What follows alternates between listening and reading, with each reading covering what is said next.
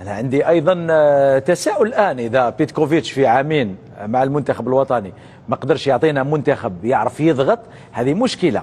وأنا رأيي الشخصي أنه المنتخب الوطني الجزائري يعرف يضغط، ولكن المشكلة أين كانت؟ أنك واجهت منتخب مصنف أول عالميا، أبطال العالم يعرفوا يخرجوا بالكرة، يعني حتى لو تشكل لهم ضغط عالي ب 14 لاعب، عندهم المهارة الفنية، عندهم السرعة، عندهم التآلف والتضامن بين اللاعبين من أجل الخروج بسلاسة بالكرة. حتى لو تعمل عليهم ضغط ب 14 لاعب، المنتخب الأرجنتيني أو المنتخب الإسباني أو المنتخب الفرنسي يعرفوا يخرجوا بالكرة. هذا ما أعتقده. راك غلط.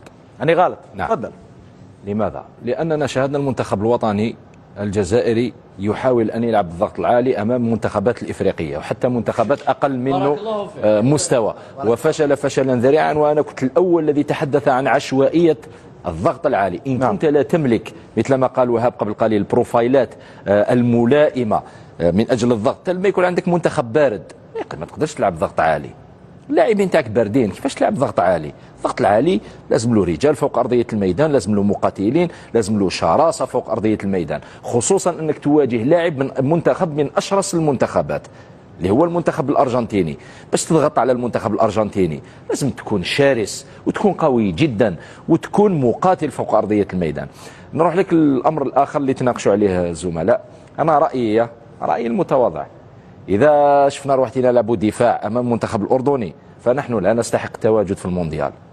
إذا نروحوا ندافعوا أمام وجه كلامك لا عبد الوهاب. وجه كلامي لا هو اللي قال هذا. لا أنا نعم. اسمع، هو نعم. نعم قلت لك وجه فقط تتحدث معه، هو صاحب النظرية. وهاب مد رأيه محترم ويقدر يكون رأيه هو اللي يخرج يوم المباراة صحيح. بصح أنايا يوم المباراة إذا شاهدت بيتكوفيتش يلعب الدفاع غير يقال له يحط الاستقالة تاعو إذا لعب دفاع أمام المنتخب الأردني وخسرنا، وحتى إذا ربحنا بمباراة دفاعية أمام المنتخب الأردني.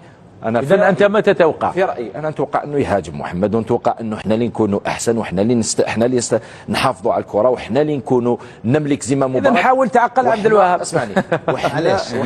وإحنا اللي نجروا المنتخب الأردني للعب حسب ما نريده نحن، لأنه مع كل احترام للمنتخب الأردني عنده لاعبين محترمين، بصح منطقيا كرويا عندنا لاعبين محترمين. إذا عندك مازا وعندك بوداوي وعندك بن طالب وعندك حاج موسى وعندك محرز وعندك عمورة وعندك بن سبعيني وعندك ماندي وعندك ايت نوري في مانشستر سيتي وعندك بلغالي واحد من أحسن الأظهرة اليمنى في إيطاليا، بعدها تدخل تلعب أمام منتخب الأردني لأغلبية لاعبيه ينشطون في الأردن لا ينشطوا في الدوريات الخليجية، تروح تلعب أمامهم دفاع. حتى بالمنتخب تاع منتخب كأس العرب اللي لعب به بوقرة ما كناش ندافعوا أمام المنتخبات العربية، كنا نلعبوا هجوم وكنا نفوزوا بالأداء والنتيجة. إذا لعبنا دفاع، إذا لعبنا مباراة دفاعية والله غير يحط الاستقالة تاعو بيتكوفيتش ويمشي على ما راكش تشوف في عبد الوهاب.